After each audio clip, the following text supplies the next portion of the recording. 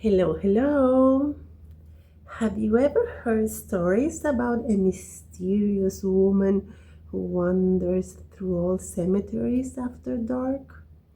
What if those chilling tales aren't just spooky stories?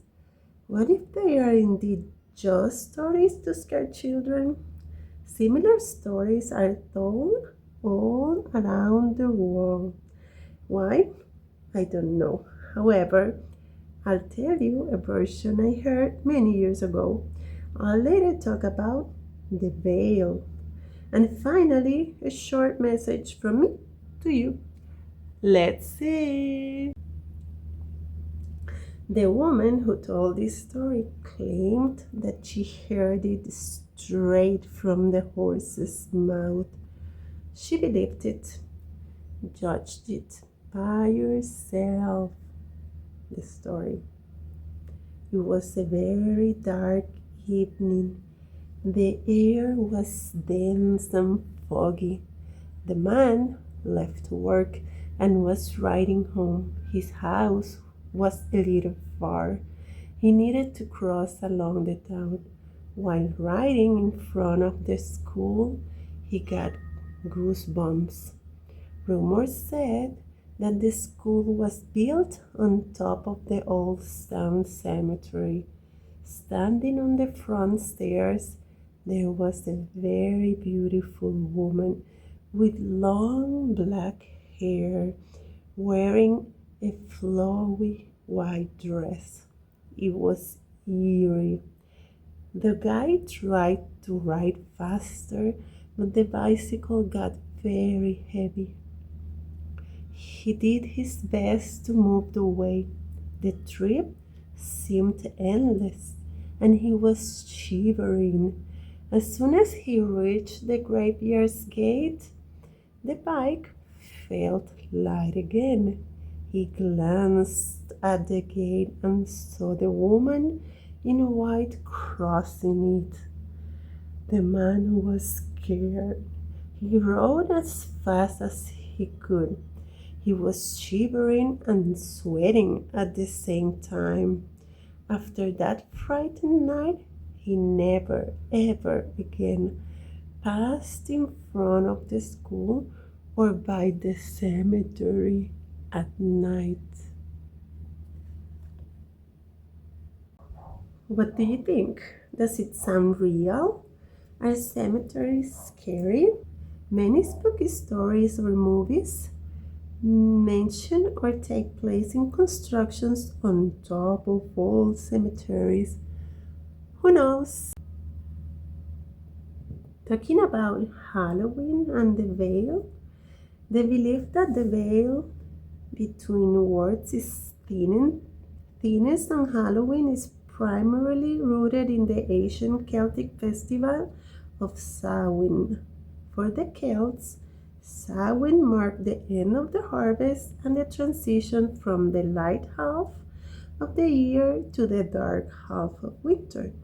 It is considered that the spiritual realm goes through changes similar to this natural cycle of death and rebirth that happens in the physical world. During Samhain, the Celts honored or still honor their ancestors by inviting the spirits of deceased loved ones to feast with them. They believe that the veiled things provide an explanation about how this connection was possible. However, to avoid being recognized by malevolent spirits roaming the earth, the Celts would wear masks and costumes, as we do now, or some people do now, on Halloween.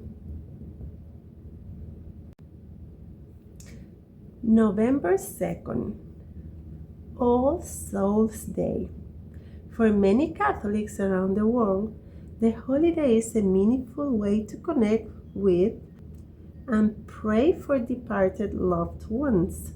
Others believe that some aspects of the celebration might have pre-Christian and superstitious elements. This is a tradition for many countries in Europe and the Americas. However, for many countries in the Americas, the celebration has ancient roots, with traditions dating back thousands of years to pre-Hispanic cultures.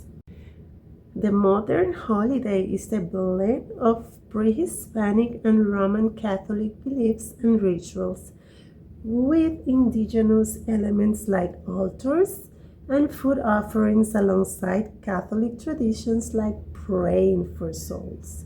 The indigenous belief that death is a natural continuation of life and the dead can return for a visit remains the central part of this celebration.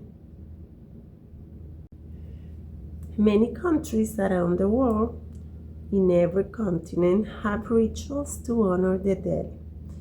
They might have different dates or no specific date.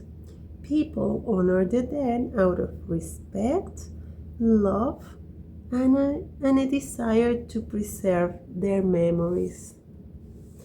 There is the belief that the veil exists. However, some belief systems, such as spiritualism or African-rooted religions, suggest that these two realms overlap and interact, allowing for potential entry between them, no veil at all.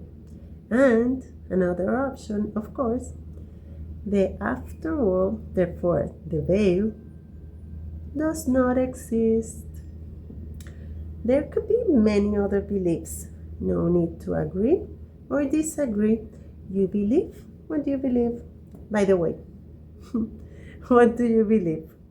If you are watching this video, you probably believe it, right? Right? Let's have a short message for today or for these days.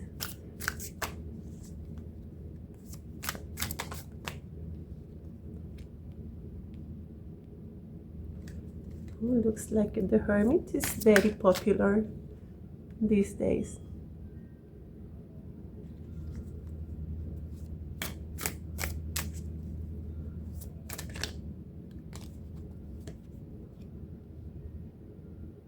Nice. Then my cards are the Hermit, 5 of Cups, and 10 of Cups.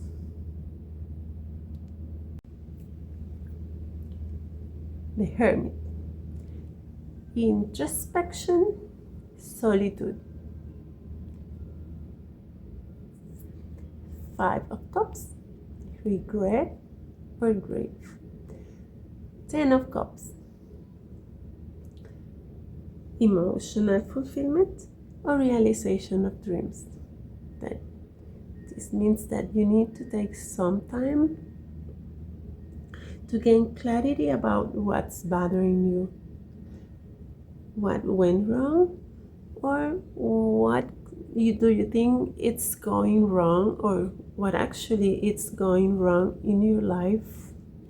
But don't linger to your grief or regret. You need to evaluate what's going on, and this process of introspection will make you see that not everything's lost. You'll find a way to move forward and reach emotional stability, harmony, and happiness. Oh, you can do it. Be kind to yourself. And whatever you do on Halloween, take care and enjoy.